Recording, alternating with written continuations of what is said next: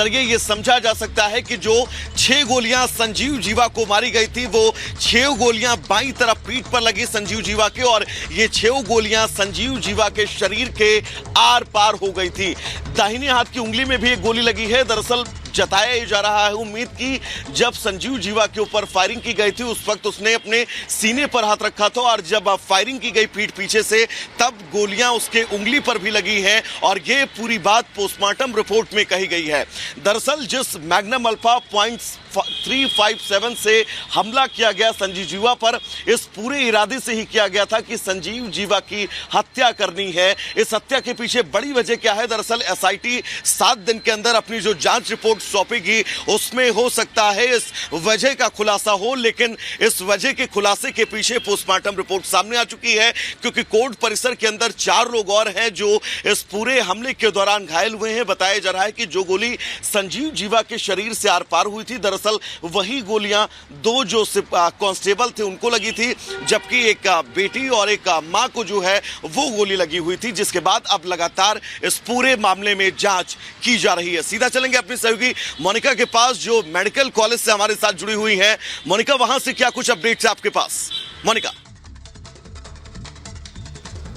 बिल्कुल वैभव, जिस तरीके से आप कह रहे थे कि जांच पड़ताल इस पूरे मसले में आगे बढ़ाई जा रही है, तो इसी क्रम में आपको ये बता दें कि एफआईआर भी दर्ज कर ली गई है। एसआई की तहरीर पर एफआईआर दर्ज की गई है। आरोपी विजय यादव पर कई धाराओं में ये एफआईआर दर्ज की गई है। वजीरगंज थाने में एफआईआर दर्ज की गई है। इस पूरे मामले के लिए एसआईटी का भी गठन कर दिया गया है। जिस तरीके से आपने भी कहा कि जीएमयू पर मेरी मौजूदगी है, और आरोपी विजय यादव का भी इलाज यहीं पर इसी मेडिकल कॉलेज में चल रहा है, क्योंकि कल जब विजय यादव ने, आरोपी ने इस पूरे हत्याकांड को अंजाम दिया, इस बड़े घटनाक्रम को अंजाम दिया, संजीव जीवा की गोलियों से भूनकर उसे ढेर कर दिया, वहां पर फिर उसे अस्पताल लेकर जाया जाता है, लेकिन उसकी मौत वहां पर संजीव जीवा की हो जाती है। लेकिन जब विजय यादव इस पूरे घटनाक्रम को अंजाम देने के बाद वहां से फरार होने की कोशिश करता है, जो कि अधिवक्ता की ही वेशभूषा में आया हुआ था, तो वहां मौजूद तमाम अधिवक्ताओं में एक आक्रोश देखा जाता है, और यही एक बड़ी वजह रही कि इस सारे अधिवक्ता उसे घेर लेते हैं और जमकर उसकी पिटाई करते हैं, उसको इतनी बुरी तरीके से पीट कर लहूलुहान कर देते हैं कि इसी केजीएमयू में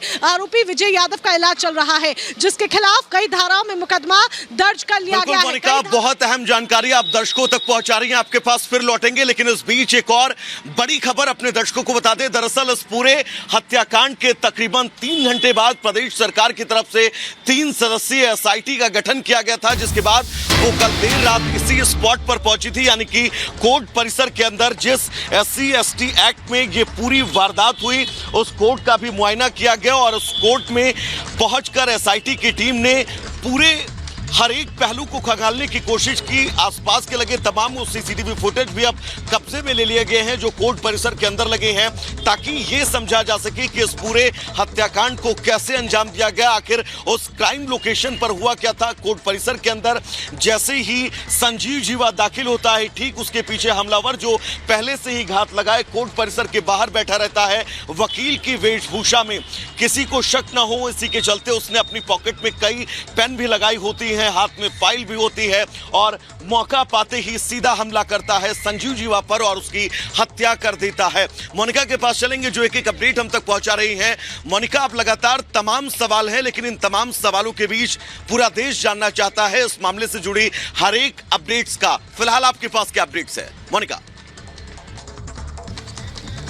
बिल्कुल, देखिए आप बता रहे हैं कि किस तरीके से अधिवक्ता की वेशभूषा में वो आरोपी विजय यादव आता है और इस पूरे हत्याकांड को अंजाम देता है। जिस पिस्टल के साथ उसने संजीव जीवा को गोलियों से घेर दिया, बताई जा रही है, एक अमेरिकन रिवॉल्वर बताई जा रही है अल्फा, जिसकी जो कीमत है वो करीब 5 से 6 लाख रुपए की कीमत है। भारत में ये रिवॉल्वर प्रतिबंधित है, हालांकि इसकी तस्करी अवैध रूप से की जाती है, लेकिन प्रतिबंधित है ये पूरी रिवॉल्वर। अब बड़ा सवाल ये खड़ा हो जाता है कि एक मामूली सा शख्स, एक मामूली सा आरोपी विजय यादव, जिसने इस पूरे घटनाक्रम को अंजाम दिया, अगर उसके इतिहास को देखें तो देखिए उसके ऊपर 2016 में एक लड़की भगाने का आरोप लगा था और एक एफआईआर भी इस बाबत दर्ज की गई थी, एक केस उसके ऊपर दर्ज किया गया था। 2016 का आजमगढ़ का ये मामला था। फिर उसके बाद उसके ऊपर 2020 में कोविड प्रोटोकॉल तोड़ने का एक मुकदमा दर्ज किया जाता है। बीते 3 सालों से वो मुंबई में रह रहा था, कुछ समय से यहाँ पर वापस आता है और इस पूरे घटनाक्रम को अंजाम देता है। इस बीच उसके कनेक्शन किस किस के साथ बनते हैं, ये एक बड़ा सवाल यहाँ पर खड़ा हो जाता है,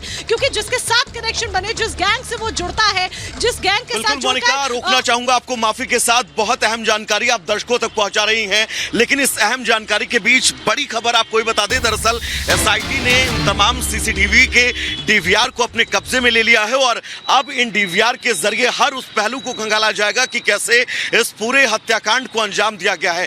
कोर्ट परिसर के बाहर सुरक्षा की बात हम लगातार कर रहे हैं। आप देख सकते हैं कैसे उत्तर प्रदेश पुलिस के जवानों की मुस्तैदी अब कोर्ट परिसर के गेट नंबर 6 पर कर दी गई है, क्योंकि सुरक्षा को लेकर कल जो तमाम सवाल उठ रहे थे, उन तमाम सवालों के बीच पुलिस के तमाम आला अधिकारियों ने यहां पर आश्वासन दिया कि अब सुरक्षा से किसी भी तरह का समझौता नहीं किया जाएगा। और यही बड़ी वजह है कि कोर्ट परिसर के बाहर आप पुलिस बलों की मुस्तैदी देख सकती हैं। यहां पर पुलिस बलों की भारी मात्रा में डिप्लॉयमेंट जो है वो किया गया है, ताकि जिस तरह का आश्वासन दिया गया था कल तमाम अधिवक्ताओं को, उस आश्वासन पर पुलिस प्रशासन खरा उतर सके।